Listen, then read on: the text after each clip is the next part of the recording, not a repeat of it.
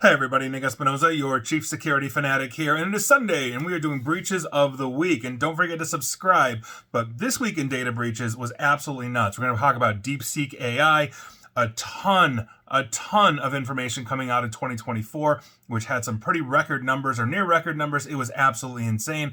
But with that, let's dive in, and basically thank you very much to Jacqueline Wolf, Sam Wiseman, Nick Sorensen, Dan Laveau, and Rick Wilson for sending me a chunk of this data. Please keep sending those tips my way. It always helps. And with that, let's start with Community Health, because they filed with basically the Maine's Attorney General on January 30th after discovering a breach on January 2nd that had a ton of patient information basically attached to it.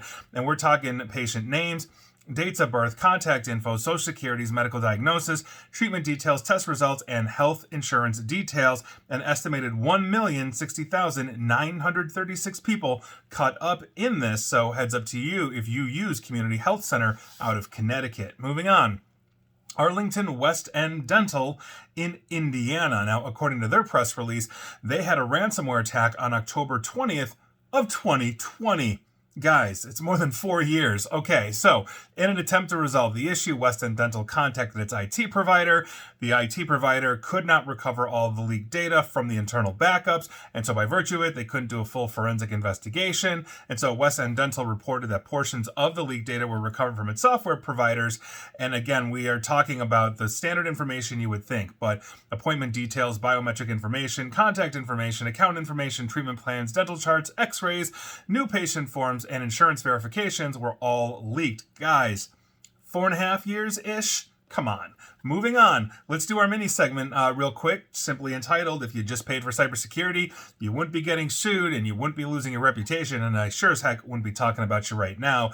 And with that, let's talk about drug-free workplaces, not just something you want, something that actually is, because they just agreed to resolve a class action settlement to prevent from their 2023 data breach. Now, drug-free workplaces settlement benefits individuals who received a data breach notification from Drug-Free Workplaces USA, informing them that their information may have been caught up in that breach that occurred around March 29th through May 4th of 2023. So heads up to you. Moving on, MGM, if you remember that massive casino hit, naturally they got sued, and a federal court just gave preliminary approval for a $45 million settlement and a consolidated class action lawsuit brought against MGM Resorts International for their data breaches in both 2019 and 2023. Now, attackers broke in basically to their systems, and that was according to the suit filed in the U.S. District Court of Nevada, obviously Las Vegas, where basically combined two class actions, basically consolidated over separate breaches into this single complaint, and here we are. So heads up to you, if you are a patron of MGM through either one of those, 2019 or 2023, you may be entitled to compensation. Moving on. Rise Interactive Media and Analytics. They just agreed to settle a class action over their November of 2022 cyber attack. Essentially, the lawsuit alleges they were at fault for a data breach due to failure to implement reasonable security measures, which seems pretty obvious. I don't have much more on that, but heads up to you if you have anything to do with Rise Interactive Media, filed in the state of Illinois. So it should be around Chicago. Moving on. Gas Express. Attorneys are working with ClassAction.org, and they are looking into whether a class action lawsuit can be filed in light of the Gas Express data breach. Now, as part of their investigation, they need to hear from individuals who basically received a notice saying they were impacted. Now, you may not necessarily know who Gas Express is, but they are the largest Circle K convenience store franchisee in the entire United States, and they reported to Massachusetts that they may have been compromised, and here we are. So heads up to you if you go to a Circle K, you might be caught up in this. Moving on, Bassett Furniture, they agreed to basically resolve class action settlements or lawsuits against them that compromise consumers' information. These benefits, basically the settlement benefits consumers who received a data breach notification from Bassett who had a compromised data breach between July of 21 through September of 2023. So guys, 2 years and not knowing this, that's pretty big. And so here we are. You have until February 28th of this year to make your claim. And with that, those are the lawsuits and whatnot of this week. And if they had just paid for cybersecurity, they wouldn't be getting sued. They definitely wouldn't be paying out, and they definitely wouldn't be ruining their reputations. And with that, let's give you a quick PowerSchool update. Basically, we only have one school that declared this week, which was Rochester City School District in upstate New York. But a special, interim, specialized commission interim cybersecurity audit by CrowdStrike showed that PowerSchool had apparently failed to take basic precautions to protect students' data. And that's according to a copy of that CrowdStrike report that was obtained by NBC News and records of internal discussions. An executive at PowerSchool admitted during a meeting that the breached account had failed to use multi-factor authentication. Guys, that's low-hanging fruit. MFA is something that everybody should have and everybody should use, and I don't care what mailbox or login you've got, slap it on there. It's really 10 seconds of inconvenience for a lot more security. So take that for what it's worth. Moving on, Asheville Eye Associates on January 17th, they filed with Health and Human Services after an unauthorized party was able to access information on their network. I do not have a list of what that is, but Asheville Eye Associates is sending out notices as well. Moving on, North Bay Healthcare. This is a nonprofit that has two hospitals, North Bay Medical Center and North Bay Vaca Valley Hospital, and multiple primary care locations across the state of California. And they recently announced a data breach involving the protected health information of 569,012 individuals.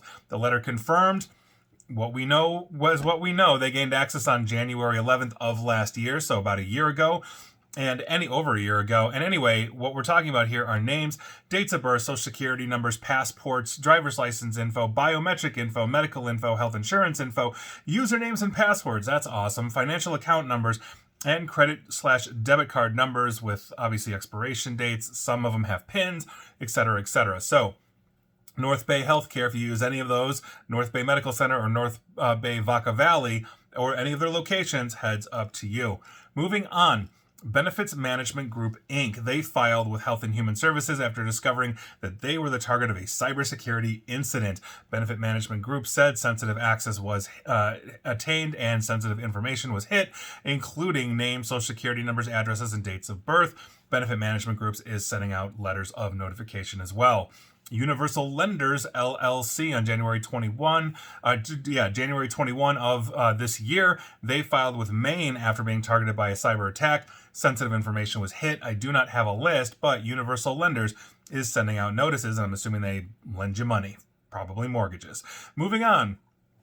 Berman and Rabin on January 23rd of this year, they filed with Maine as well after discovering a certain computer on their network had been encrypted and compromised, aka ransomware, and they have disclosed names, social security numbers, and financial account information was hit.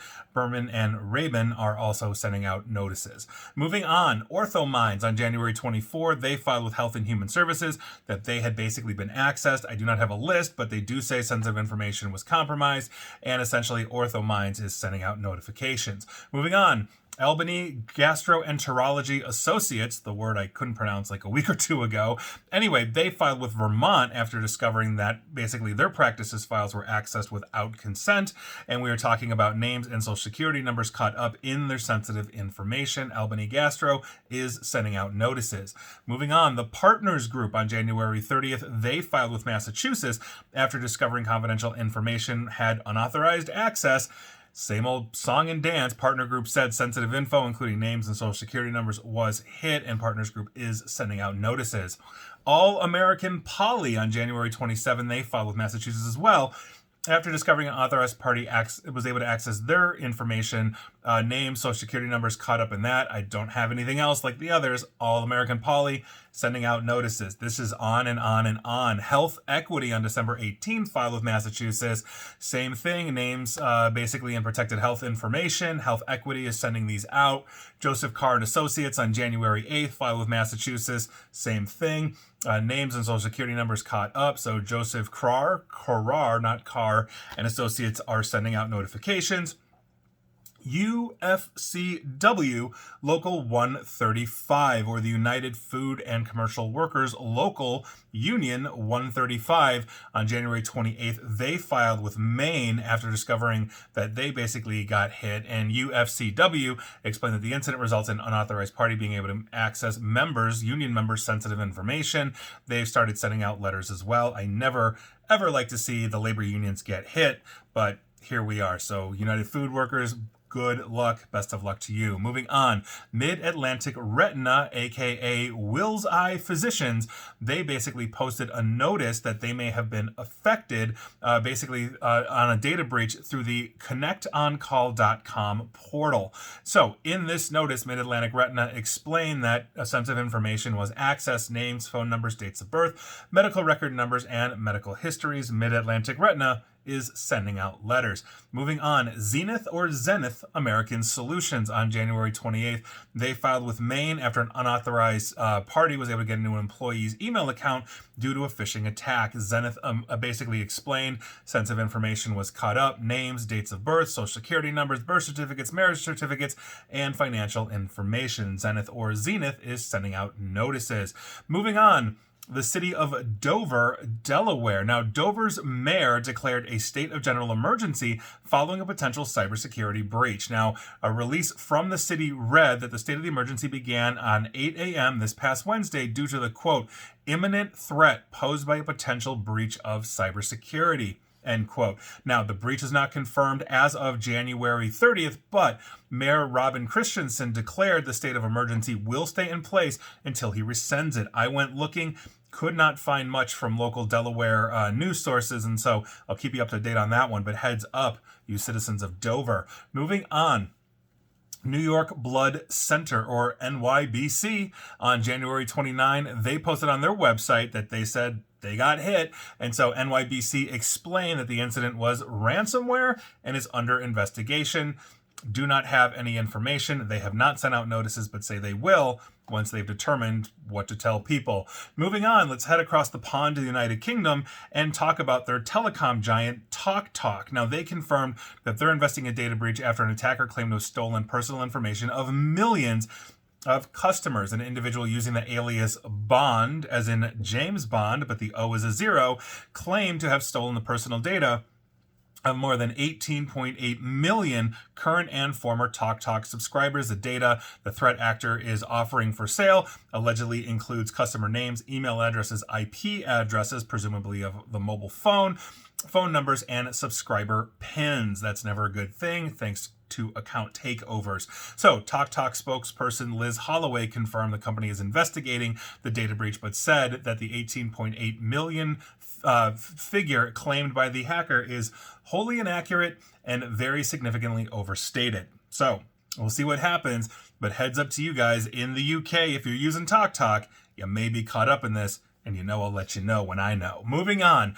Insurance giant Globe Life. This is actually an update because they just finished an investigation into the breach that they suffered last June and said the incident may have impacted an additional 850,000 of their customers, and this is essentially how this works. So, on June 13th of 2024, they discovered during a security review that they had been compromised by attackers who gained unauthorized access to one of their web portals. Now, the original assessment said that there was 5,000 victims that were caught up into this, and obviously that's bad enough as it is, but then just on the back end, they came and said, oh yeah, it's not 5,000, it's 850,000 for a total of 855,000 that are potentially hit. This is a time-honored tactic in the marketing of disclosures.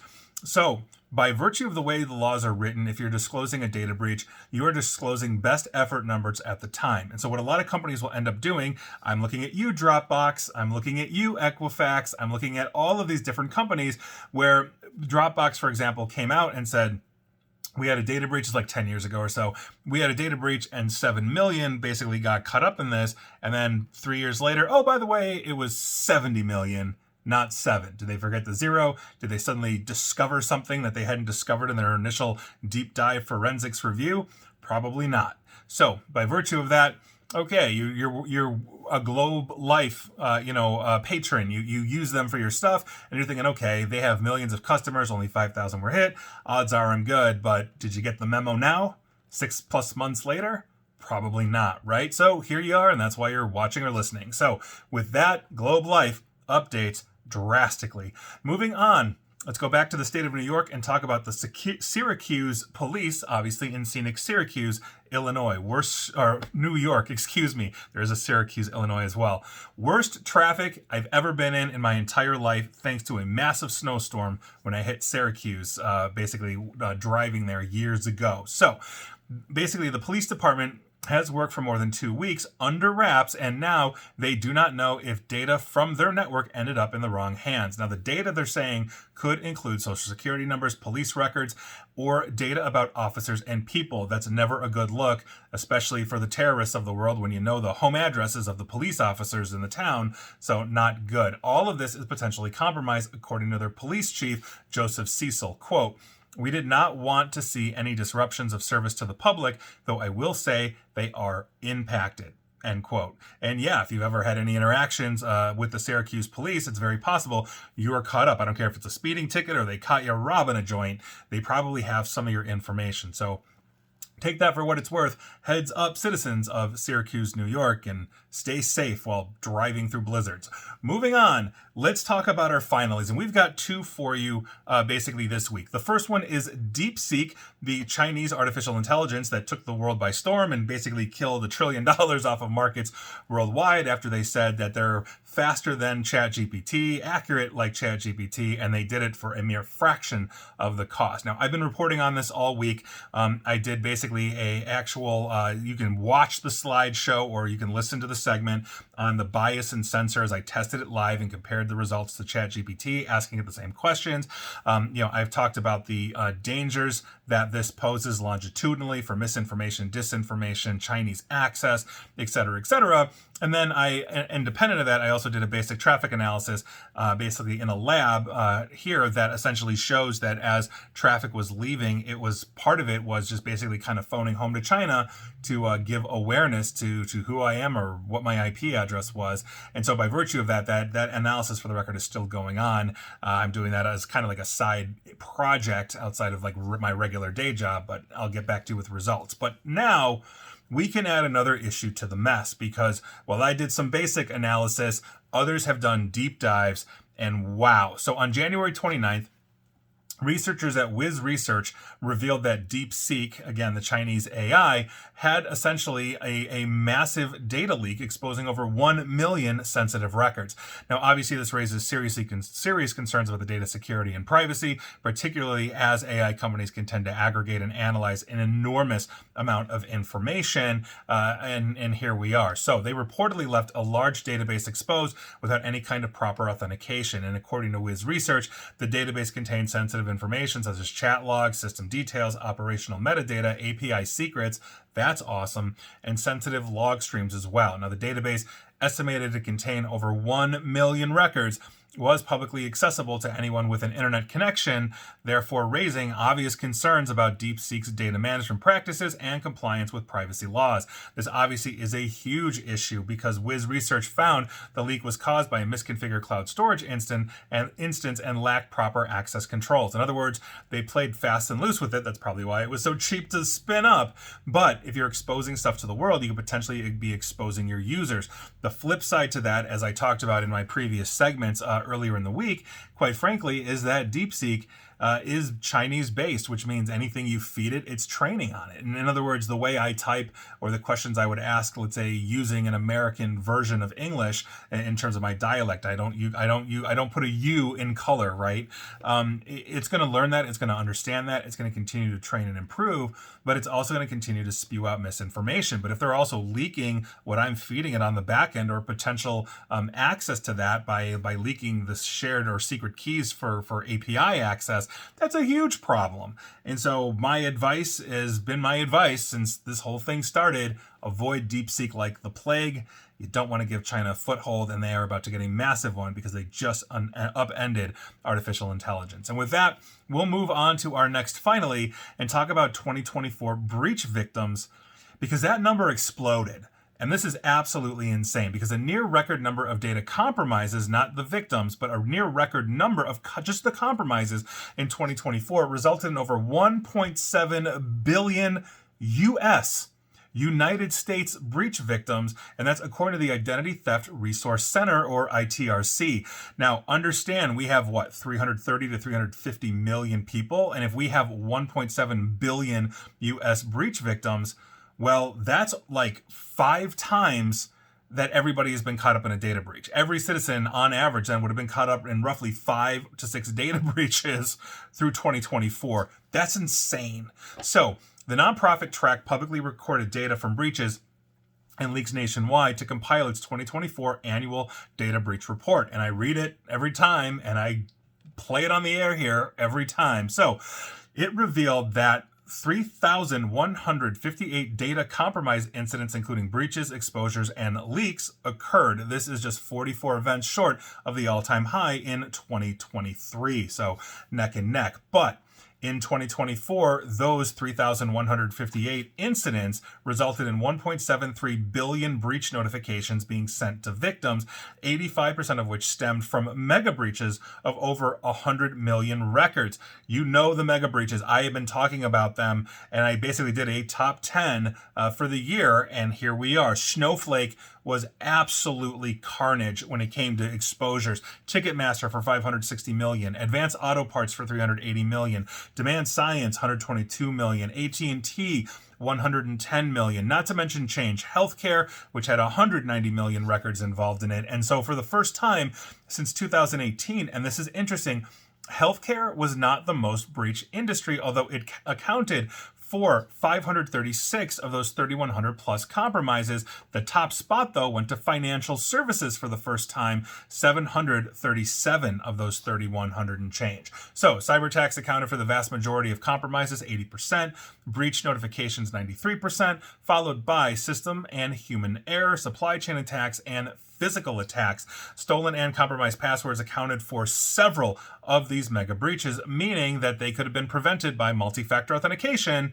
And yeah, how many times have I said that here? On and on and on. So the report claimed that better cyber hygiene could have prevented at least 196 compromises and more than 1.2 billion victim notices. This is how important this stuff is, and if I'm screaming into the void here, I'll continue to do it for the one person that might actually take my advice and go and enable multi-factor authentication and get good cyber hygiene. Because disappointingly, 70% of attack-related breach notices did not include any contextual information for victims, compared to 58 in 2023 and 100% in 2019. Two-thirds, 65% of all breach notices in 2024 didn't contain attack vector details, meaning we don't know how they got breached. They're just simply saying they were. And according to the CEO of ITRC, Ava Velasquez, and I quote, "With a near record number of compromises and over 1.7 billion victim notices, often tied to inadequate cyber practices, we are also seeing an increase in notices that provide limited actionable information for victims. On a positive note, 40% of states have enacted comprehensive security privacy laws to better protect consumers." And that is absolutely correct. You are seeing states in terms of population from the smallest to the largest, California, basically enacting these things. I actually really just recently finished up an assessment for a client in North Dakota, and North Dakota has breach requirement laws with fines and penalties like California does, not as comprehensive as California, but few states are. So understand, I don't care where you live. If you're listening to me in the United States, if you're in low populated states like Wyoming, South Dakota, North Dakota, Alaska, or you're in California, Florida, Illinois, Texas, New York, and everybody in between, you're going to have some kind of requirement. Make sure you know what that is. So to move on, although new SEC breach disclosure rules resulted in a 60% increase in disclosures in 2024, and here's the kicker, less than 10% of notices included details of the event. So the continued opacity between breach notifications obviously makes it harder for us, and not to mention businesses, to determine their risk exposure. That's one of the big issues that we have with cyber insurance. If you can't properly quantify a breach in the same way you can every car accident or speeding ticket, in a certain zip code, the car insurance people have it locked down. The cyber insurance people are taking wild guesses, which means they're just increasing essentially the cyber hygiene requirements, which isn't a bad thing, but it just means more hoops when we don't necessarily have to jump through all those hoops, but we should be having basic cyber hygiene in our life. So with that, those were your breaches of the week. Were you impacted? Yeah, we're going to go ahead and say, if you're sitting in the United States, you're one of the 1.7 billion exposures, 5 times for you, 5 times for me. And here we are. And please like, share, follow me here on Facebook and Twitter at NickAESP. Same with Mastodon and Blue Sky. And please subscribe to me at YouTube. And as always, stay safe, stay online, and please, just please, please, please attempt to stay private and informed. Take care.